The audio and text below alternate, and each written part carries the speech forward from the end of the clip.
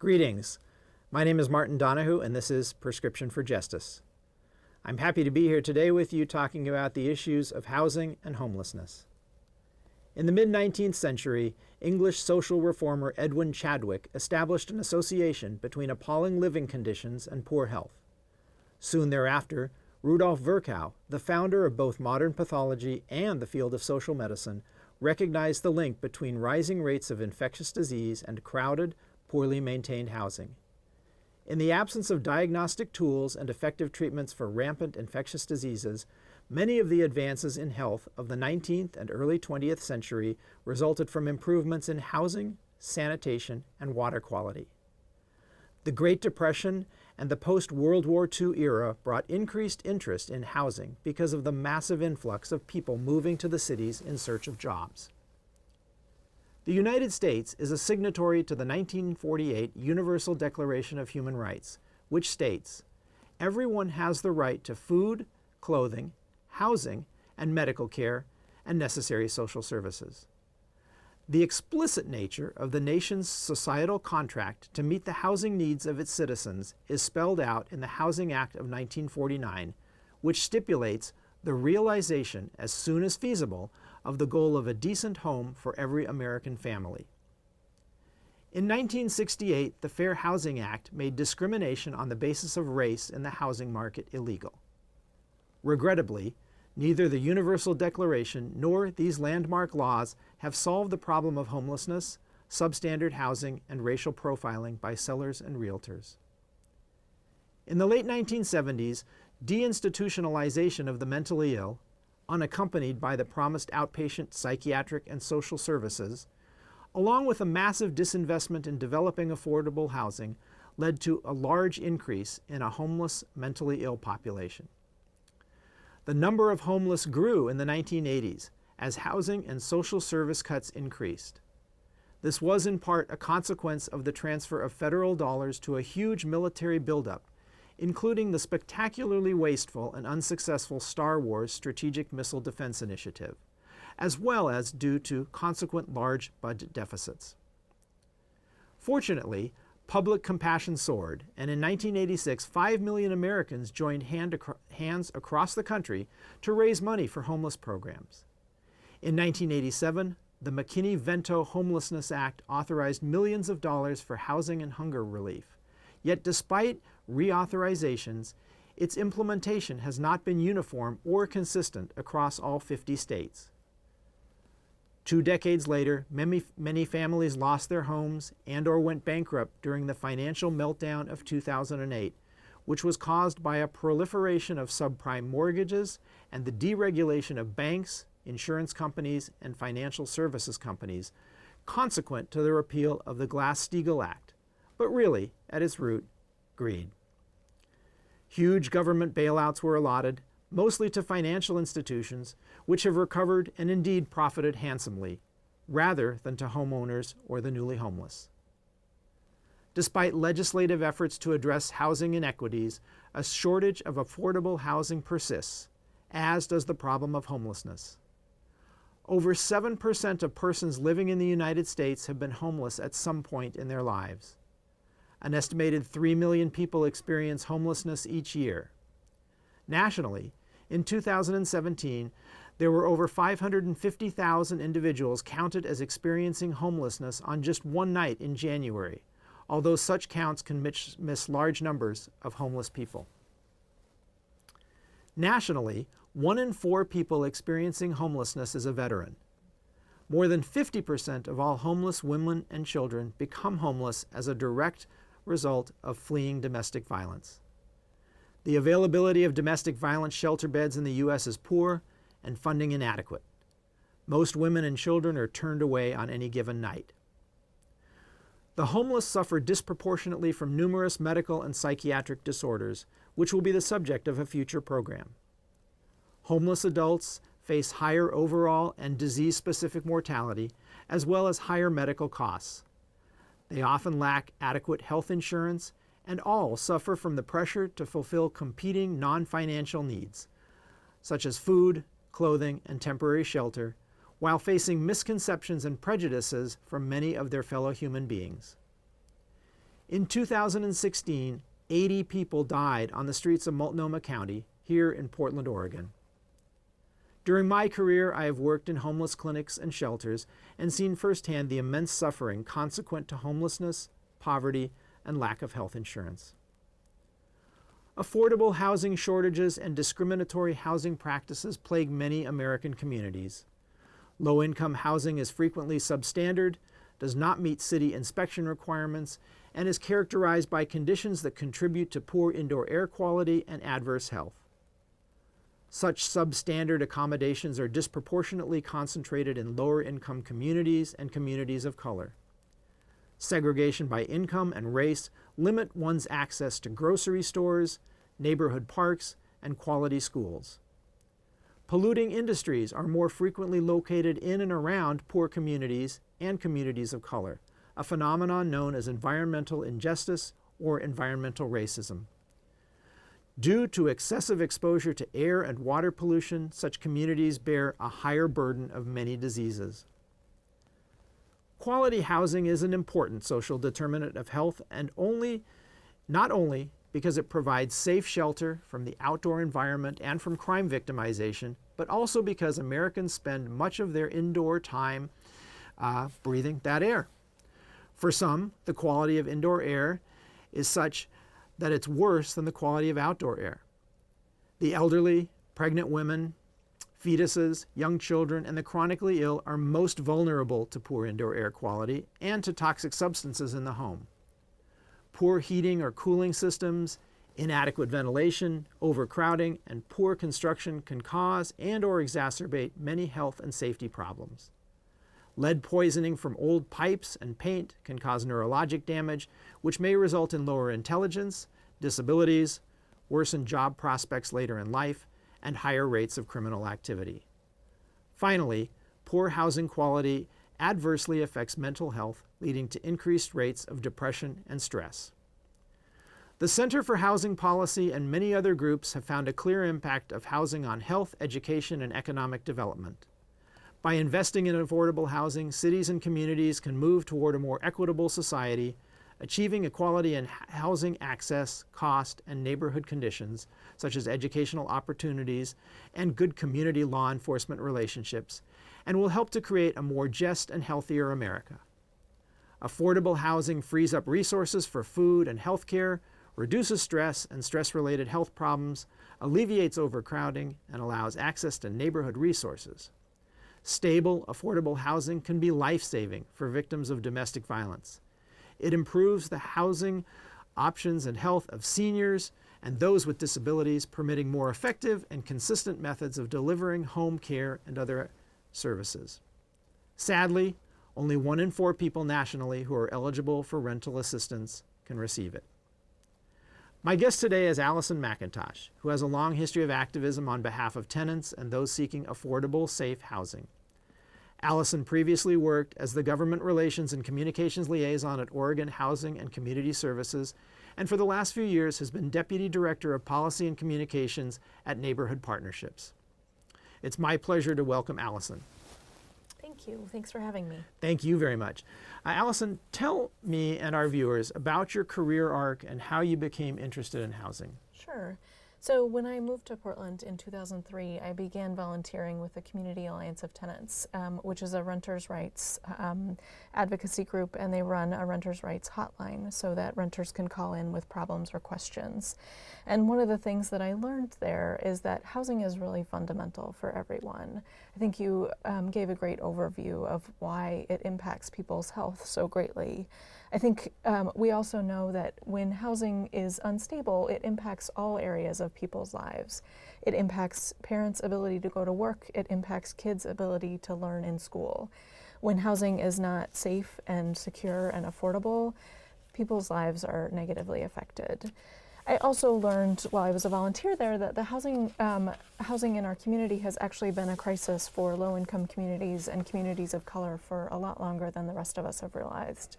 And that really got me started down this path and wanting to do more and be an advocate to change laws and enact better policies to impact more people.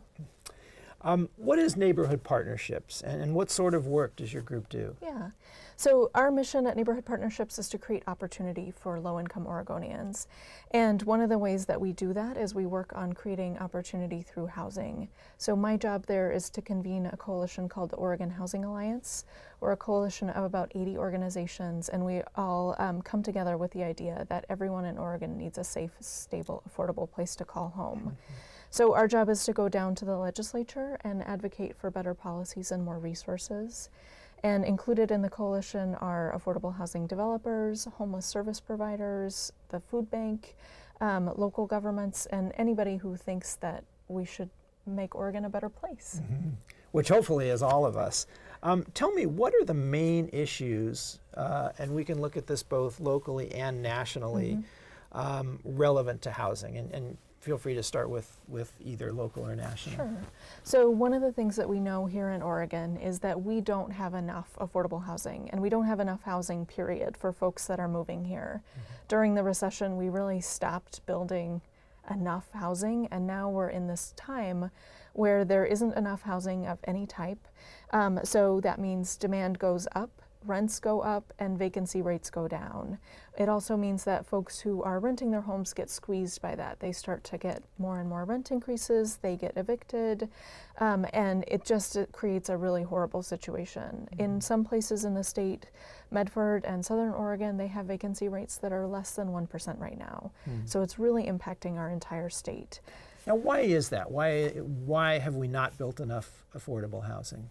Well, Or housing housing period for that yeah. matter, exactly. So one of the things that you talked about in your opening is that in the late 70s and early 80s, there was a huge disinvestment by the federal government in building affordable housing. They actually, in the 60s and 70s, built housing all over the state, and you can still find that affordable housing in many communities today. We've done a great job of making sure that we don't lose any of that affordable housing, but at the same time, we haven't kept up.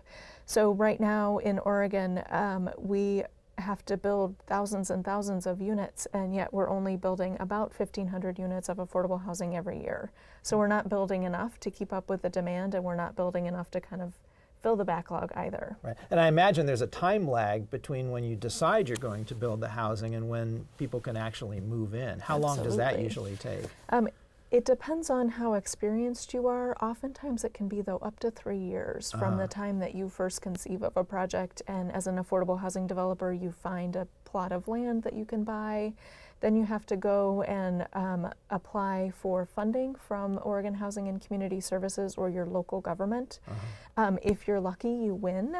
It's kind of a little bit of a beauty competition. Oregon Housing and Community Services can fund 1 of every 4 applications that they receive sometimes. So all of those projects are worthy and good projects and could create more housing in our communities, but there simply isn't enough resource to fund them all. Right. So after you're lucky enough to win, then you have to go pull building permits and find construction workers. There's a huge shortage of those right now.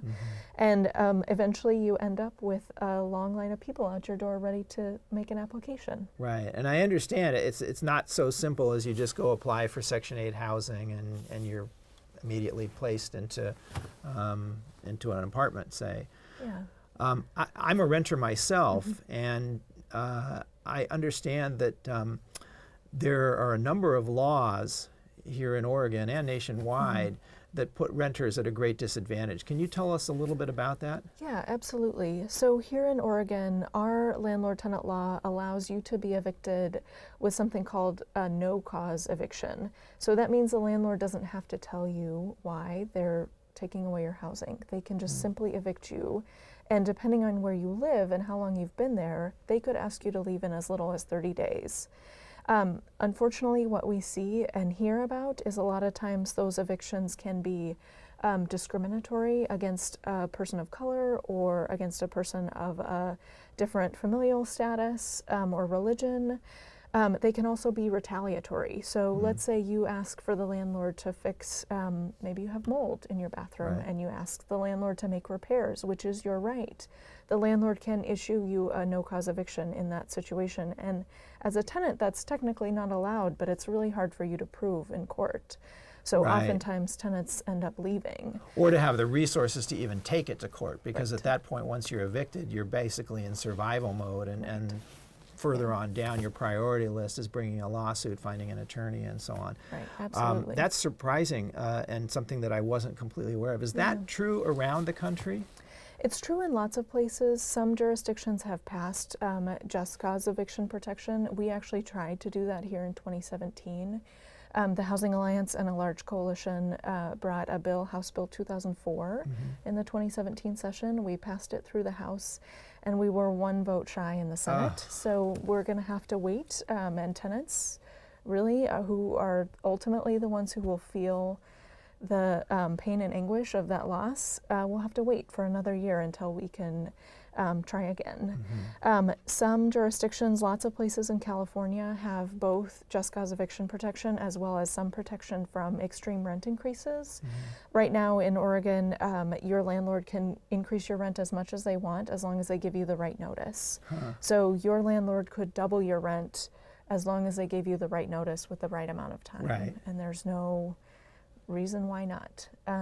There are 2 states in the country that have just cause protection for everyone, and lots of other municipalities. And it's something that we know would make a huge difference for tenants here in Oregon. Sure. Now, I'd like to come back to what you're planning to do in the next legislative session, but let's step back for a moment. And we talked about some of the local issues. What are some of the major national issues regarding housing and homelessness? So homelessness is a problem all over the country, and the causes and conditions vary. There are places in the U.S. where they're not having an extreme rental housing vacancy crisis. But certainly there's not very many places in the U.S. where you can make minimum wage and pay your rent and still have enough money left over for groceries and medicine. So we really need to build more affordable housing all over the country. And work towards passage of a living wage, which some cities and municipalities have done. I may have jumped the gun on you there. No, that's totally a fine. minimum wage today, by and large, is not the same thing as a living wage. Yeah, absolutely. There's very few communities in Oregon where you can make minimum wage and earn 40 hours a week and even afford like the barest minimum studio apartment. Gotcha. Tell me, what are some of the problems facing special populations, like vets or the disabled or the undocumented when it comes to housing? Sure. So for veterans, one of the things that we know is, and I'm sure you see this in your practice, is folks come back with post-traumatic stress disorder. They may not be ready to get back into the job market. They have a hard time adjusting. We have a lot of folks who are experiencing homelessness now who were Vietnam era veterans and other wars who are really struggling. But I think one of the great things is that we've actually done a few things for veterans that we can point to as a real success.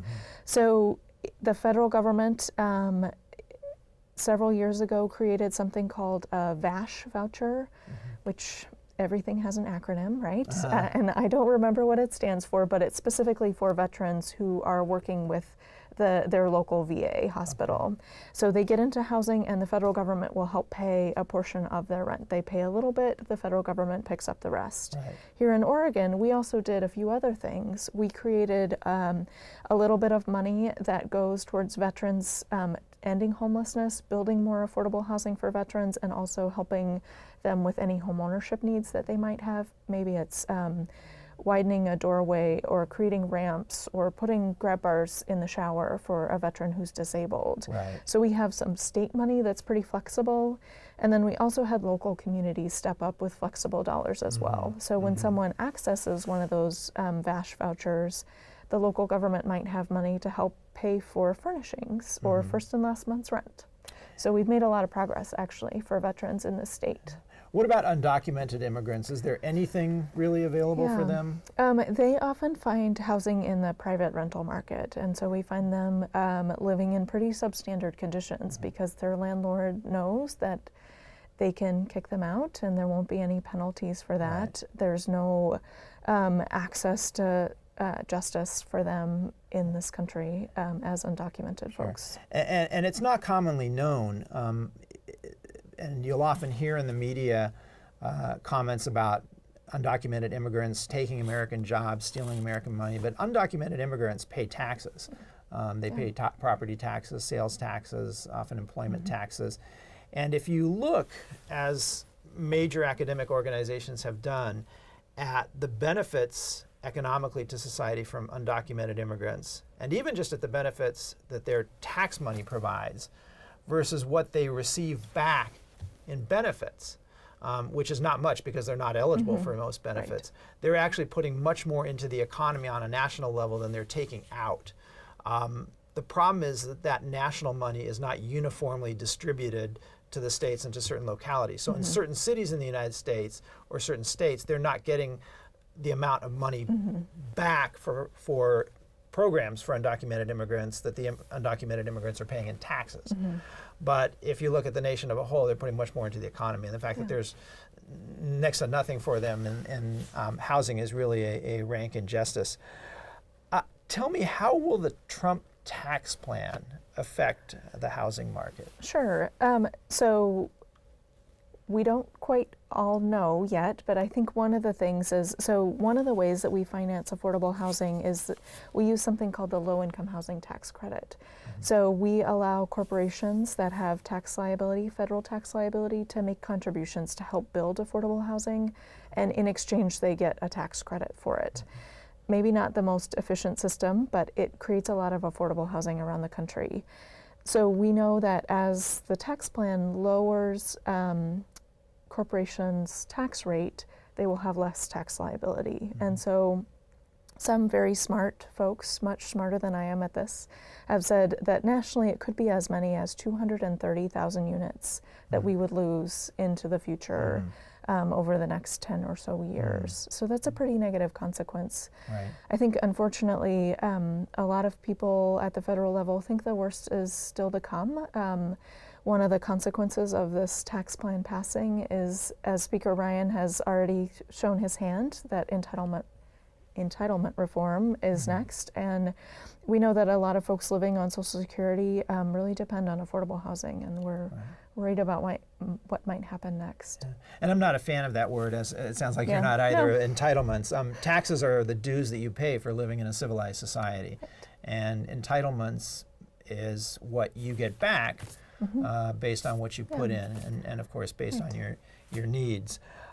Tell me, what are some of the major legislative successes that your group has had in the past few years? Sure, so last session, even though we didn't get everything that we were advocating for, we were really successful at getting some new resources for affordable housing. We won about $200 million, which is more than the legislature has invested in my memory doing this work. Wow. A huge chunk of that was to build new affordable housing, and another sizable chunk was to help prevent and end homelessness through rent assistance and shelter resources.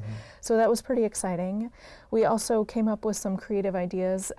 We passed a bill that would create a land acquisition program, and basically it would help affordable housing developers buy and hold land when they see it, rather than having to assemble financing and get a loan from a bank. So hopefully they'll be able to snatch up some really good land in close to schools or grocery stores or employment and build affordable housing there with that program. In other years, in 2016, we were able to increase the notice period so that tenants would have 90 days before they got a rent increase. Still, of course, it can be of any amount, but any more time that we can get tenants is a small victory. We've also worked on creating opportunities for folks that live in manufactured home parks to purchase their community as a resident-owned co-op. So. Well, that's a number of successes. What do you have planned for this year? Yeah, so the legislative session starts on February 5th. It's going to be a very short 35 days, and we are going to be working on increasing a fee. So right now, when someone in Oregon buys a new home, they pay $20 to help make sure that the rest of us can also have a place to call home. And that money goes to prevent and end homelessness, it goes to build more affordable housing, and it goes to help folks access affordable home ownership.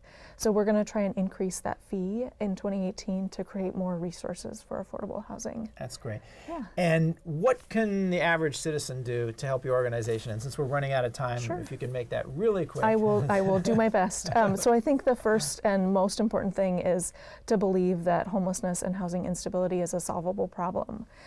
Second, there are lots of ways to serve at a shelter, at a church. Bringing an extra sleeping bag down to somebody who needs it are huge ways to help. And then call your legislator and tell them that this matters to you. Exactly. And visit your legislator. Absolutely. Even Yeah. more valuable. Well, thank you so much for coming on. I'm going to have some concluding remarks now for our viewers. It's been a privilege to have you on today, and I'm really grateful. Thank you for having me. According to the Universal Declaration of Human Rights, everyone has the right to a standard of living adequate to health, including food, clothing, housing, and medical care, as I previously mentioned.